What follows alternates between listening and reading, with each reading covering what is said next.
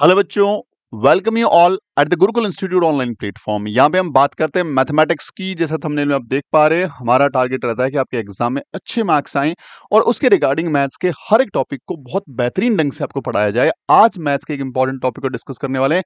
Topic का नाम रहेगा बच्चा जियोमेट्री, और जियोमेट्री के अंदर जो पार्ट पढ़ेंगे उस पार्ट का नाम है आपका सर्कल, और सर्कल को हिंदी में बोलते हैं वृत्त। वृत्त को हम आज पढ़ने वाले हैं और इतना बेहतरीन ढंग से पढ़ाऊंगा कि आप लोगों को फर्दर किसी भी क्लास को देखने की रिक्वायरमेंट नहीं रहेगी। जितने भी कॉन्सेप्ट हम लोग यहाँ पे डिस्कस करने वाले हैं, देखिए, जैसे ही सर्कल नाम आता है तो आपके दिमाग में इस तरह का डायग्राम बनता है। इस डायग्राम के अंदर आप देखें तो बीच में एक सेंटर पॉइंट होता है, इसको बोलने को सेंटर बोलते हैं, हिंदी में इसको केंद्रक बोलते हैं। हिंदी में इसको केंद्रक बोलते हैं। हिंदी में क्या है? केंद्रक है ये किसका? वृत्त का। और यदि बात करें, ये लाइन जो सर्कल के सेंटर से होके जाती है, जैसे आपने साइकिल के टायर में ताड़ियां होती है उसी ढंग की लाइन जो एकदम एंड तक जाके मिले, ऐसे बहुत सारी लाइन ड्रॉ करी जा सकती है। इन सारी लाइनों को हम लोग रेडियस बोलते हैं। इसको हम लोग छोटे वाले आर से दिखाते हैं और हिंदी में इसको बोलते हैं त्रिज्या। हिंदी में इसका नाम होता है त्रिज्या। ये याद रखना है बच्चों। एक सर्कल में how many tangent can we draw? कितनी त्रिज्याएं खींच सकते हैं? इसका आंसर है इन्फिनिटली मेनी, यानी अनंत त्रिज्याएं खींच सकते हैं, कहीं कोई दिक्कत नहीं है।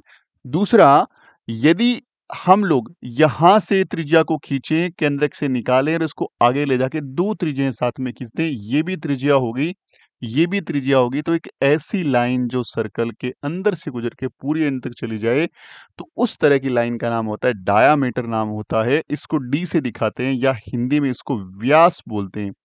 हिंदी में इसको बोलते हैं व्यास है। ये क्या है? ये डायामीटर है, ये व्यास है। अच्छा, इन दोनों में कोई संबंध, कोई रिलेशन होता है? जी हाँ बच्चों, होता है। देखो, यदि ये डायामीटर, देखो दिखा रखा है, ये वाला डायामीटर है, तो यहां से यहां तक ये आर है, यहां से यहां तक ये आर है, और ये पूरा का पूरा क्या है? यहां से यहां तक डी है। तो यदि आप देखेंगे तो डी के बराबर 2 आर है, यानी ये जो डी है इज इक्वल्स टू क्या हो गया? 2 आर हो गया। या सिंपल बोले तो व्यास क्या होता है? व्यास बराबर होता है 2 टाइम त्रिज्या। 2 टाइम क्या होती है? त्रिज्या होती है। ये बात विशेष तौर से ध्यान रखनी है। या आपको रेडियस निकालना है तो डायमीटर का हाफ कर दो। तो डायमीटर और रेडियस में जो रिलेशन है उसको भूलना नहीं है।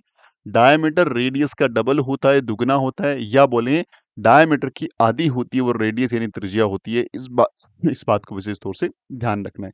अच्छा, इस बाहर वाली बाउंड्री, ये जो बाहर वाली बाउंड्री आपको दिख रही है, ये सर्कल की सरकमफेरेंस होती है। क्या होती है?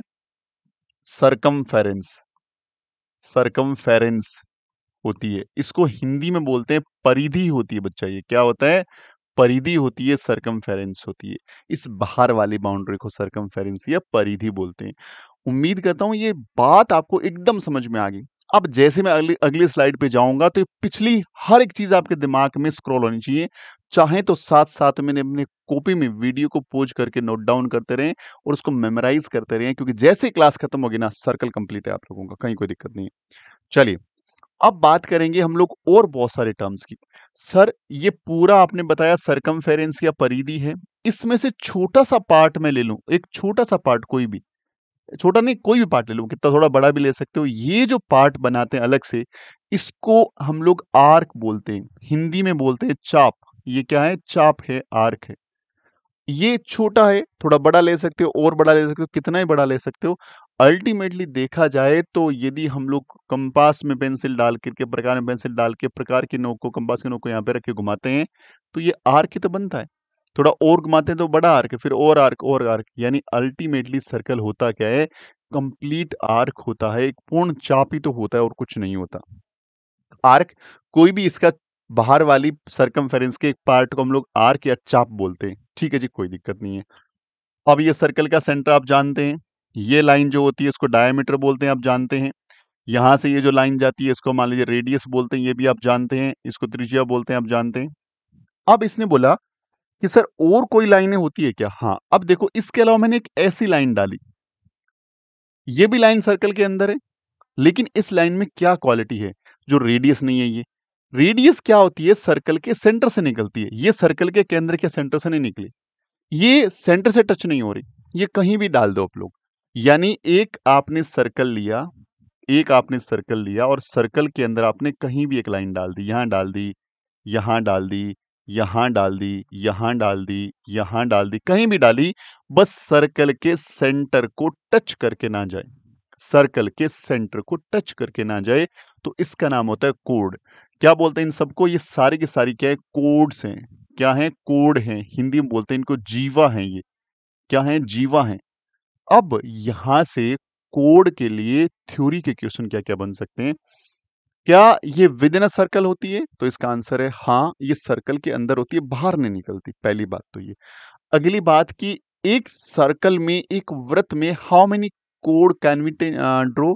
यानी एक वृत्त में कितनी हम लोग जो जीवाएँ वो खींच सकते हैं? इसका आंसर है इन्फिनिटी। कितनी भी खींचो ना, किसने मना किया है? कितनी भी खींचो, किसने मना किया है? कोई दिक्कत वाली बात नहीं। अगली इंपॉर्टेंट चीज़ कि हम लोग हम लोग यदि किसी कोड को सर्कल के सेंटर से निकाल दें तो क्या हो जाएगा? हम किसी कोड को सर्कल के सेंटर से निकाल दें, सर्कल के सेंटर से ऐसे निकाल दें तो क्या है? तो भाई सर्कल के सेंटर से कोई लाइन निकल गई तो अब वो तो डायमीटर बन गई। क्या बन गई? वो डायमीटर बन गई, वो तो व्यास बन गई। अच्छा, तो व्यास का या डायमीटर का जो डेफिनिशन होता है, जो परिभाषा होती है, उसको हम लोग बोलते यही है। ये क्या होता है? वो लॉन्गेस्ट कोड होती है। क्या होती है? लॉन्गेस्ट कोड, सबसे बड़ी जीवा। क्या होती है? सबसे बड़ी जीवा। सबसे बड़ी जीवा होती है कौन? डायमीटर। ये भी डेफिनेशन याद रखिएगा। पूछ सकते हैं कि longest code of the circle, सबसे बड़ी जीवा का नाम क्या होता है, या डेफिनेशन ऑफ आपसे पूछ सकता है डायमीटर या व्यास की क्या होती है। तो ये आपको ध्यान रखना है, बिल्कुल भूलना नहीं है। बहुत शानदार चीज है ये, और एग्जाम में आए हुए कॉन्सेप्ट है सारे के सारे। एग्जाम में आए हुए कॉन्सेप्ट है सारे के सारे। ठीक है सर, ये कोड के बारे में पता लग गया। अच्छा है सर, एक ऐसी लाइन जो सर्कल को कट करके निकल जाए, अंदर से बाहर की तरफ निकल जाए, इसका नाम सिकेंट होता है। बस इसके लिए इतना सा याद रखना है। सिकेंट होता क्या है? एक ऐसी लाइन जो सर्कल को अंदर से क्रॉस करके निकल जाए। हिंदी में इसको छेदक रेखा बोलते हैं। हिंदी में इसको छेदक रेखा बोलते हैं। छेदक रेखा होती है ये। छेदक रेखा होती है एक ऐसी लाइन जो सर्कल के अंदर से निकल के बाहर की तरफ चले जाए, उसको बोलते हैं हम लोग छेदक रेखा। ठीक है सर। सर, ये पोर्शन अलग से कलर किया हुआ है, इसका नाम दे रखा है सेक्टर। क्या दे रखा है? सेक्टर। हिंदी में इसको बोलते हैं त्रिज्या खंड। क्या बोलते हैं? त्रिज्या खंड। त्रिज्या खंड क्या होता है सर? आपने क्या किया? सर्कल के सेंटर से एक रेडियस ड्रॉ करी, फिर एक रेडियस ड्रॉ करी, तो दो रेडियस के बीच में जितना एरिया आ गया वो सर सेक्टर बन गया। अब आप थोड़ा दिमाग लगा सकते हैं सर। आपने बोला ये लो सर्कल, ये रहा सर्कल का सेंटर, एक रेडियस यहाँ पे, एक रेडियस यहाँ पे, तो आपने इसको बोल दिया सेक्टर। क्या बोल दिया इसको? सेक्टर या त्रिज्या खंड बोल दिया। त्रिज्या खंड बोल दिया। लेकिन सर, ये वाला भी तो दो रेडियस के बीच में बना हुआ है, थोड़ा बड़ा है, क्या दिक्कत है? हाँ, तो सिर्फ सेक्टर ये नहीं है, ये भी सेक्टर है और ये भी सेक्टर है। ये बड़ा सेक्टर है तो इसका नाम मेजर सेक्टर हो जाएगा, ये छोटा है तो इसका नाम माइनर हो जाएगा। बेटा याद रखना है, दोनों ही सेक्टर, ये दोनों ही सेक्टर है, दोनों ही त्रिज्या खंड है। ये दीर्घ है, ये लघु है, ये मेजर है, ये माइनर है। अच्छा, सेक्टर किससे बनते हैं? आपको पता होना चाहिए, सेक्टर रेडियस से बनते हैं। दो रेडियस के बीच में लाई करने वाले एरिया को हम लोग सेक्टर बोलते हैं। ठीक है सर, कोई दिक्कत नहीं। सर, आपने अभी एक कोड डाली थी, कोड डालने के इधर वाले एरिया को उन्होंने हाईलाइट कर रखा है। ये क्या है सर? ये सेगमेंट है। ये क्या है? ये सेगमेंट है। इसको सेगमेंट, हिंदी में इसको वृत्त खंड बोलते हैं। हिंदी में इसको बोलते हैं वृत्त खंड। सर, ये कैसे बनता है?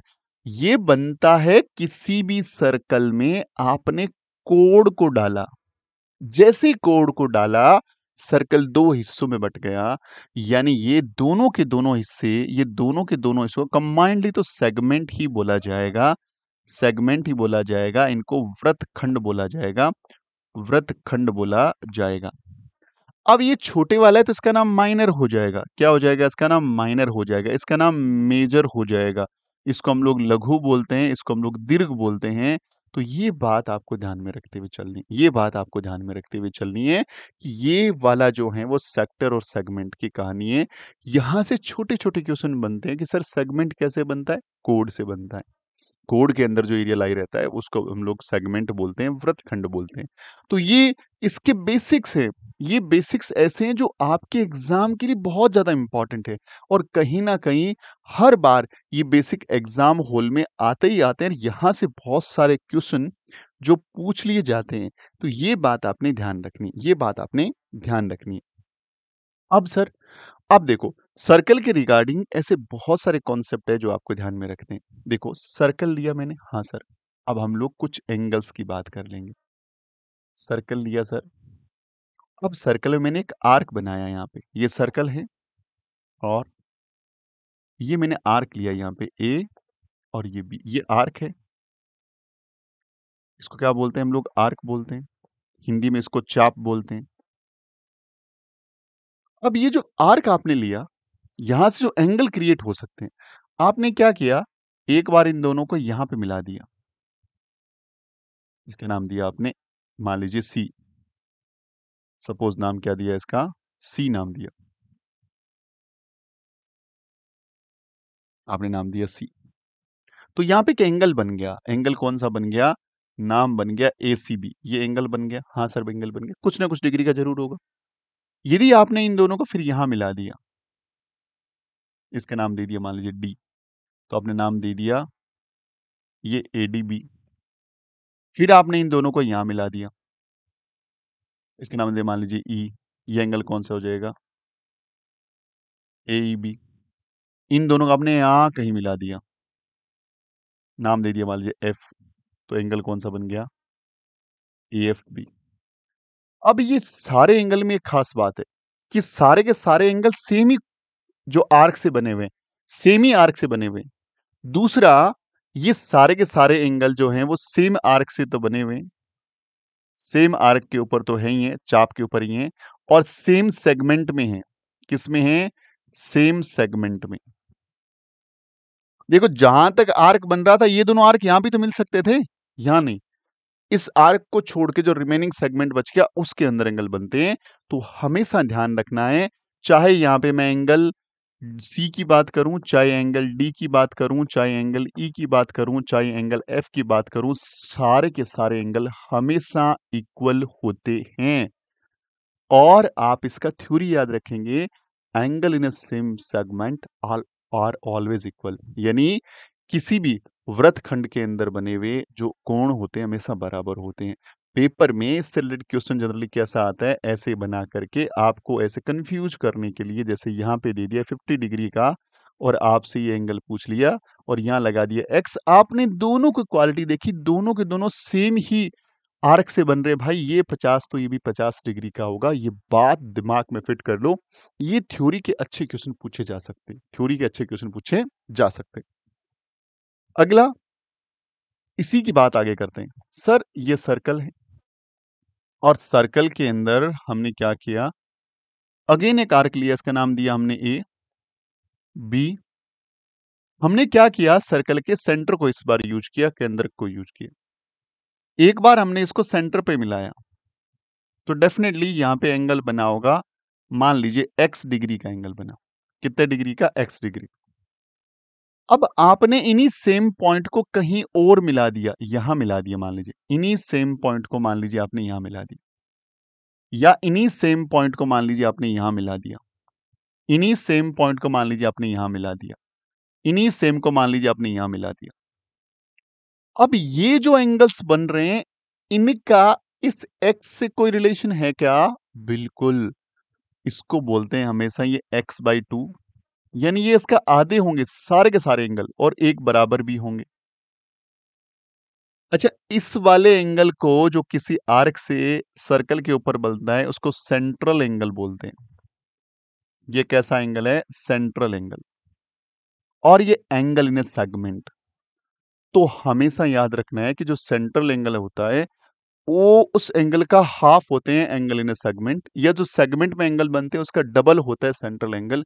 ये रिलेशन भी याद रखना है, पेपर में इस तरह के क्वेश्चंस आते हैं। जनरली इस तरह का डायग्राम रहता है, यहाँ पे आप लोगों से बोल देते हैं कि भाई ये ए, ये बी, इसको एक बार यहाँ मिला दिया और फिर इसको सर्कल के सेंटर पे मिला दिया। ये आपको 40 डिग्री दे दिया और आपसे ये वाला पूछ लिया तो आपको पता है इसका हाफ होगा 20 डिग्री। ये दे दे मान लीजिए 60 डिग्री और आपसे ये पूछ ले तो आपको सब पता है इसका डबल कितना हो जाएगा 120 डिग्री। तो ये बहुत इंपॉर्टेंट है, इस चीज़ को बहुत अच्छे से ध्यान रखना। ठीक है सर, ये बात आपको समझ में आ गई। अब यदि ऐसा किया जाए कि सर्कल के अंदर एक डायमीटर ड्रॉ किया जाए और डायमीटर को कहीं भी ऐसे मीट कराया जाए, ये डायमीटर है, आपने डायमीटर को एक बार यहां कहीं मीट कराया, आपने डायमीटर को यहां कहीं मीट कराया, आपने कहीं डायमीटर को यहां नीचे मीट कराया, डायमीटर को आपने यहां कहीं मीट कराया, आपने डायमीटर को यहां कहीं मीट कराया। तो ये जो एंगल्स बन रहे हैं, ये जो एंगल्स बन रहे हैं, इन एंगल्स की खास बात याद रखनी है, ये हमेशा 90 डिग्री के बनेंगे, हमेशा 90 डिग्री के कोण बनेंगे। बिल्कुल इस बात को दिमाग में बिठा लेना है, दिमाग में बिठा लेना है। हमेशा कितने डिग्री एंगल बनेंगे? हमेशा ये 90 डिग्री के एंगल बनेंगे बेटा। कितने डिग्री के एंगल बनेंगे? हमेशा, हमेशा, हमेशा ये एंगल्स जो होंगे वो 90 डिग्री के बनने वाले हैं, 90 डिग्री के बनने वाले हैं। ये बात आप बिल्कुल अच्छे से ध्यान में रखें, कहीं भी इस बात को भूलना नहीं है, 1% भी इस बात को भूलना आपको नहीं है। ये एंगल हमेशा कितने डिग्री के होंगे? 90 डिग्री के होंगे। अगली इंपॉर्टेंट बात क्या हो सकती है? सर बहुत इंपॉर्टेंट चीज जो चीज है वो समझनी है कि यदि मैंने एक सर्कल बनाया और सर्कल बना करके इसके अंदर मैंने एक क्वाड्रिलेटरल बनाया। देखो एक क्वाड्रिलेटरल ऐसा बन सकता है, हाँ सर बन सकता है। अच्छा इसके साथ साथ सर्कल के अंदर एक क्वाड्रिलेटरल ऐसा भी तो बन सकता है, ये भी तो क्वाड्रिलेटरल चतुर्भुज है।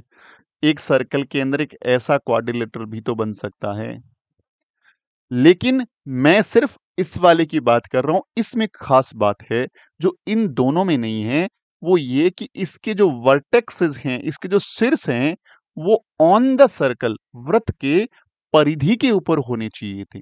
इसमें ये तीन तो है लेकिन ये नहीं है तो इसको हटा दो, इसकी कोई स्पेशलिटी नहीं होती। इसमें भी नहीं है, बाहर निकल गए तो ये हटा दो।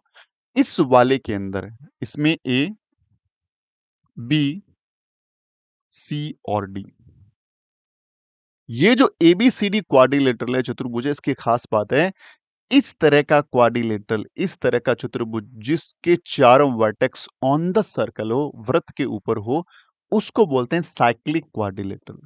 साइक्लिक क्वाड्रिलेटरल, क्वाड्रिलेटरल इसे बोलते हैं चक्रीय चतुर्भुज। हिंदी में क्या बोलते हैं? चक्रीय चतुर्भुज होते हैं बच्चा, ये चक्रीय चतुर्भुज होते हैं। तो सर इसमें खास बात क्या है, क्यों अलग से पढ़ा रहे हो? ये खास बात ये है कि इसमें जो ये एंगल है ना, अपोजिट एंगल्स, अपोजिट एंगल्स, यानी यदि मैं इसको बोलूं x, इसको बोलूं y, इसको बोलूं p, इसको बोलूं मान लीजिए r, तो अपोजिट एंगल कौन सा? एंगल x और एंगल y, इसका जोड़ हमेशा 180 डिग्री आएगा। इसी ढंग से एंगल p और एंगल r का जोड़ भी हमेशा 180 डिग्री आएगा। इनको बोला जाता है साइक्लिक क्वाड्रिलेटरल, चक्रीय चतुर्भुज। पेपर में इस तरह के क्वेश्चन आते हैं, एक चीज दे दी दूसरी यहां से गायब कर दी, दूसरी यहां से गायब कर दी। ये इंपॉर्टेंट फैक्टर है, साइक्लिक क्वाड्रिलेटरल चक्रीय चतुर्भुज। याद रखिए यहां से क्वेश्चन पूछ सकते हैं और बहुत इंपॉर्टेंट है, एग्जाम हॉल में यहां से क्वेश्चन जरूर से बनते हैं। अब एक इंपॉर्टेंट फैक्टर और याद रखें। क्या याद रखें सर? सर मैंने एक सर्कल बनाया बच्चों, और इस सर्कल में मैंने क्या किया, एक आर्क लिया, इसका नाम दिया ए, इसका नाम दिया बी। ये सर्कल का सेंटर है, इन दोनों को मैंने सर्कल के सेंटर पे मिलाया। यहां पे मान लीजिए एंगल बना, यहां पे कोई भी एंगल बना, सपोज दैट इसको मैं यहां और कहीं मिला देता हूं। अब कहानी को समझना, हमने समझ रखा है इन दोनों में क्या रिलेशन होता है। यहां पे यदि एंगल एक्स बनेगा ना, तो यहां एंगल बनेगा 2x। ये आपको पता होना चाहिए। इसका ये डबल होता है या इसका ये आधा होता है, एक ही बात है। अब यदि मैं इन दोनों को, ये तो यदि यहां कहीं मिलाऊंगा तो सब जगह एक्स ही बनेगा, लेकिन मैं यदि इसके अंदर बना दूं, इसी सेगमेंट के अंदर यहां लाके मिला दूं, तो क्या कमाल होने वाला है। ये एंगल फिर कैसे निकालेंगे, क्योंकि तो वापस आके उसी आर्क पे आके मिल गया। ये एंगल बहुत इंपॉर्टेंट है, पेपर में यहां से क्वेश्चन आ सकता है। आपको ध्यान रखना है कि ये एंगल ये एंगल हमेशा आएगा 180 माइनस में एक्स। सर ऐसा क्यों? भाई यदि आप ध्यान से देखोगे, इसका नाम सी दूं, इसका नाम मैं डी दूं, तो आपके सामने जो एबीसीडी एक क्वाड्रिलेटरल है ना, एबीसीडी एक साइक्लिक क्वाड्रिलेटरल बन गया। साइक्लिक क्वाड्रिलेटरल बन गया, एक चक्रीय चतुर्भुज बन गया, और उसमें आमने सामने के एंगल का जोड़ 180 डिग्री होता है। यदि ये वाला एंगल यहाँ 50 डिग्री का है तो ये एंगल 130 होगा। निकालें कैसे? 180 में से माइनस करके। पेपर में क्या होता है जनरली, पेपर में क्या होता है जनरली, ये वाला दे देते हैं ये पूछ लेते हैं, या फिर ये वाला देकर डायरेक्ट ये पूछ लेते हैं। आपने दिमाग लगाने प्रॉपर ढंग से कि भाई कैसे कर सकते हैं। आपने दिमाग लगाना है भाई, हम कैसे कर सकते हैं। बहुत इंपॉर्टेंट है, बहुत इंपॉर्टेंट चीज हमने आपको बताई है, इसको जरूर से आपको ध्यान में रखना है। इस तरह के क्वेश्चंस यहां से पूछ सकते हैं।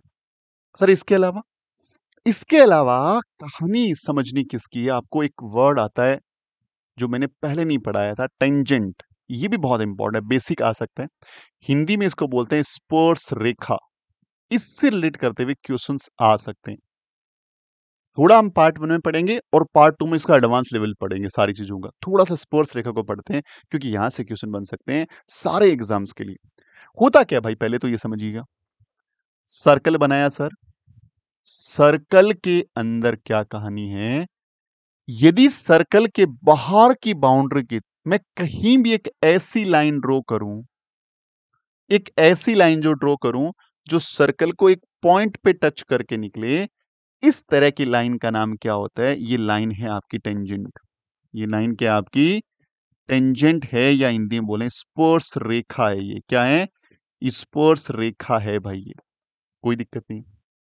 सर ये क्या है, क्या खास बात है इसमें? ये सर्कल को एक पॉइंट पे टच करती है, सिर्फ एक पॉइंट पे। वो पॉइंट का नाम क्या है? इसका नाम होता है point of contact. Point of contact, ये पॉइंट ऑफ कांटेक्ट हिंदी में बोलते हैं स्पर्श बिंदु। हिंदी में क्या बोलते हैं? स्पर्श बिंदु, पॉइंट ऑफ कांटेक्ट। ठीक है सर, कोई दिक्कत नहीं। और क्या कमाल कर रहा है ये? पहली कंडीशन कि आप कितनी कितनी नंबर ऑफ कितना नंबर ड्रॉ कर सकते हो, कितनी टेंजेंट ड्रॉ कर सकते हो भाई। भाई आपकी मर्जी है उतनी टेंजेंट ड्रॉ करो ना, 1 2 3 4 50 जो भी करनी। इसका आंसर है कि एक सर्कल पे how many many tangent can we draw on a circle. यदि ये नाम है, किसी वृत्त के ऊपर कितनी स्पर्श रेखाएं खींच सकते हैं, इसका आंसर होगा इन्फिनिटली मैनी। क्या होगा? इन्फिनिटी, यानी अनंत।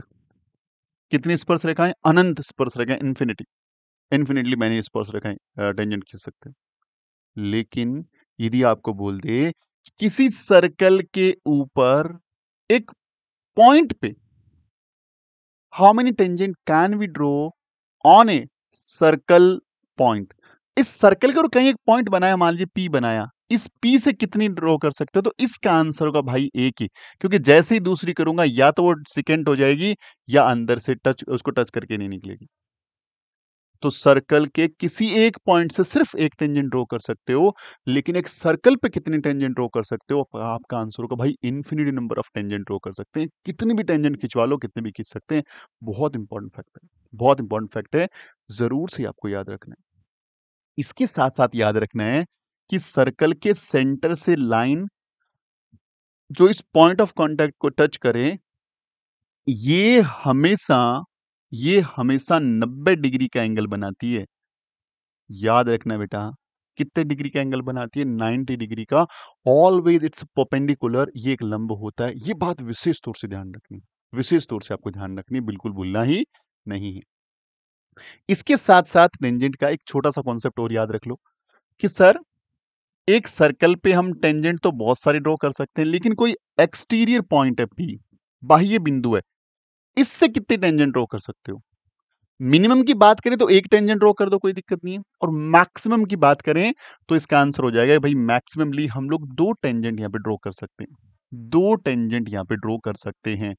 ये देखो ये 2 टेंजेंट ड्रॉ हो गई। इसका नाम मान लीजिए मैंने एम दिया, इसका नाम मैंने एन दिया, तो यहाँ पे 2 टेंजेंट बन गए पीएम और पीएन। कितने टेंजेंट? पीएम और पीएम। और एक इंपॉर्टेंट बात याद रख लो, इनका लेंथ हमेशा इक्वल होता है, यानी पीएम जो होता है वो ऑलवेज पीएन के इक्वल होगा, ऑलवेज पीएन के इक्वल होगा। ये बात याद रखनी है कि length of tangent from exterior point is always equal. हमेशा क्या होती है? बराबर होती है, ऑलवेज क्या होती है? इक्वल होती है। तो भाई सर्कल से रिलेटेड पार्ट 1 में छोटा सा पार्ट था। पार्ट 1 में बेसिक में इतना ही। पार्ट 2 में जबरदस्त लेवल पे जाकर के, जहां क्लास 9th आरआईएमसी सबको टच करके निकलेंगे, या उससे भी एडवांस लेवल का कंटेंट आपको पढ़ाऊंगा, वो पार्ट 2 में आएगा। पार्ट 1 में आपका सैनिक स्कूल क्लास 6 का बिल्कुल कवर हो गया। आरएमएस है क्लास 6 का, बिल्कुल कवर हो गया। क्लास 9th के लिए पार्ट 2 देखना ही पड़ेगा आपको, क्योंकि उसमें यहाँ से नहीं, थोड़ा अच्छा लेवल इसमें आता है। लेकिन क्लास 6 के बच्चों को यहाँ तक का हर कॉन्सेप्ट याद होना चाहिए। क्लास कैसी लगती है? हमें वीडियो के कमेंट बॉक्स में बताइए। यदि इसको आप एप्लीकेशन पे देख रहे हैं या हमारे किसी रिकॉर्ड कोर्स में देख रहे हैं, जहां भी आप देख रहे हैं, कमेंट जरूर करके बताइए कि यार हमारे प्रयास, हमारे जो क्लास लेने का जो भी कंटेंट है, पढ़ाने का वे है, यदि आपको अच्छा लगता है तो आप इसको लाइक करिएगा, शेयर करिएगा और दोस्तों के मैसेज को पहुंचाइएगा, ताकि और लोगों तक हम पहुंच पाए। उम्मीद करता हूं कि आप लोगों का सपोर्ट, आप लोगों का टाइम हमें मिलता रहेगा यूं ही, और हम लोग इसी ढंग से आगे बढ़ते रहेंगे। चलिए, thank you very much for watching मी। अपना ख्याल रखिए, हंसते रहिए, मुस्कुराते रहिए, खूब सारी पढ़ाई करते रहिए। मिलते हैं अगली क्लास में, तब तक अपना ख्याल रखिएगा। जय हिंद।